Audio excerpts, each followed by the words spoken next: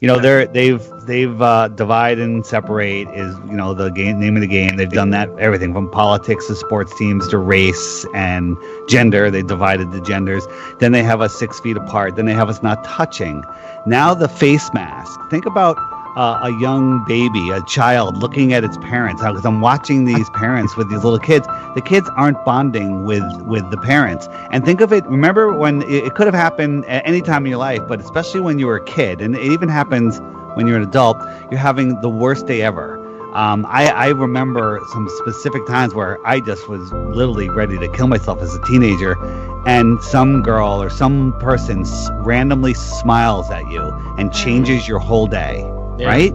So when we're walking down a busy street, walking through crowds of people, without talking, you're seeing all of those faces. You're processing all this information. You are adding to the conscious field, the thought matrix that creates this world, and all of these connections are happening. All of this energy is being exchanged that you aren't even consciously aware of, and they have taken that away. They are weakening us spiritually, our connections like that. I mean, you have to think of it like a big web of energy, and the more interactions that we have and the more moving around, the more energy there is. Like if everyone stayed home and nobody went out, the world would die. Okay, but we're out and we are losing this interpersonal. Your face is everything. It's more important than the words that are coming out of your mouth. And the kids are missing the smiles from strangers, from their parents. Babies are looking up at their parents. That their brains are not growing properly because they're not seeing their parents' expressions.